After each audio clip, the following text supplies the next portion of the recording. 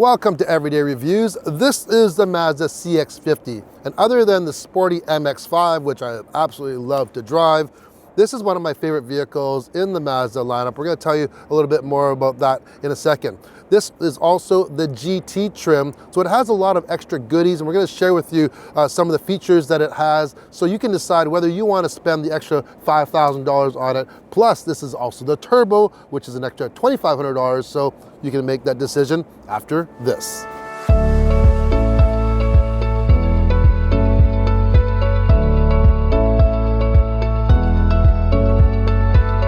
Now, just in case you made a mistake clicking, thinking that this is the Mazda CX-5, this is not. This is the CX-50, and there are some differences between the two. First of all, the CX-50 has a different style to it. It has these flared fenders, it has this rugged, modern look. It's also longer, it's wider, but it's a little bit shorter. Now, when you get to the GT trim, you do get the piano black front grille. You'll notice in the bumper you have parking sensors, that comes with it as well. You also get the folding power mirrors, and you get 20-inch wheels up from the 17-inch from the base trim. From the outside, that's going to be the difference you get between the base and the GT. Coming around to the back, all CX50s come standard with a power liftgate. There is no hands-free option though. Open it up and you get definitely ample room. Flip up the floor, check that out. You have a subwoofer, and around that you do get a spare tire. A lot of people are wondering about that. If you need more room, there are remote handles to fold that rear seat down. On the inside of all CX50s, you get a nicely updated modern interior, much like some of the features that you would see on the new CX90, especially with this type of stitching. We have orange on this one. You could also get with the black and the red. It looks very, very smart. You also get heated front seats as well as a heated steering wheel. Be aware though, this steering wheel is only heated on the sides. It does not heat on the tops or the bottoms. You also get a standard 10.25-inch center screen that does come with wireless Apple CarPlay and Android Auto. This is standard across the board, by the way. You don't need the GT trim for that. One thing to note though, this screen is kind of a touch screen, but not. It's meant to be used with the controller in the middle console, but you can use touch when you're on CarPlay or Android Auto, but in anything else, you have to use the controller.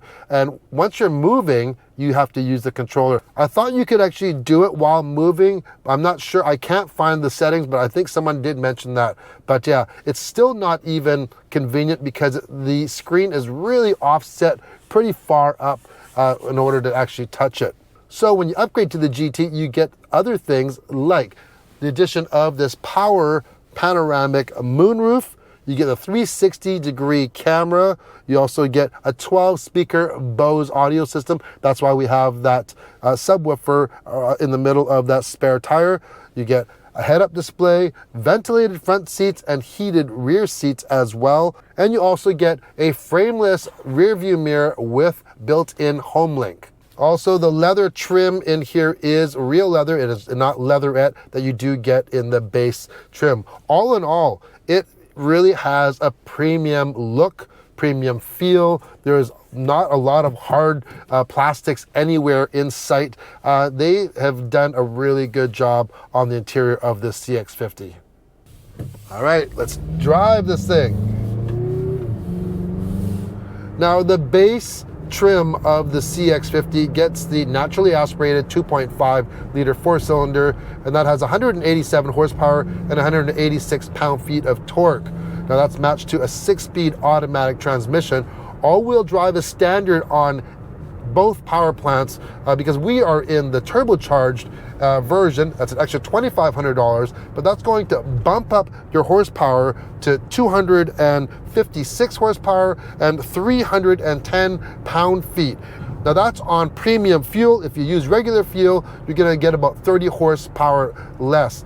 Once again, that also has a 6-speed automatic transmission, and the all-wheel drive is standard. A big advantage of going with a turbocharged engine, not just for the extra power though, is you increase your towing capacity from 2,000 pounds up to 3,500 pounds. And you actually have an additional tow mode in your MyDrive settings. So when we put it into, for instance, sport mode, listen to that 2.5 liter turbocharged engine. Really sounds really great. But it's not just the power that you actually get the enjoyment of driving this. It's how precise the control that this vehicle has, especially compared to even some of its competitors. The ride is quite refined on this CX50, and it's fairly quiet. I get the tune of the engine, but not a lot of the other road noise that I don't really want. And we're even running winter tires right now, so that's a good test of it. Now, when we were at the initial launch of this vehicle, we were able to take this off pavement. I'm not going to say we weren't doing like rock crawling, but off-road, higher speed trails, and this thing just handled like a champ. You know, you probably wouldn't even know that this does not have rear independent suspension like the CX5 does. I can't even tell at all. It does such a great job. So if your adventures take you to logging roads, off pavement often, this is going to be a very good companion for you for sure. The CX50 also has what they call G-Vector Control Plus. And we've explained this on some other videos where it uses minute adjustments in the braking and acceleration to change the attitude of the vehicle. And the end result is a way more precise line and control. So if you notice, I don't do a lot of correction on the steering, and a lot of times you may not notice, but if you're correcting a lot, you and your passengers have a little bit of a micro bobbing from your head a little bit, which makes sense, and this really does a good job of it. Where you'll really notice it is if you have a daughter like mine that gets motion sick really easily, and on cars that are almost too sensitive and too easy to drive, and people are driving like this, that's when she gets sick. Which brings us to a couple things on this vehicle that we're not big fans of. Number one, my tushy needs more cushy. These seats are hard. Like, we have been coming in and out from different vehicles. Even I just came off a flight yesterday and coming from the plane, which does not have good seats, and then into here, I'm like, oh my goodness.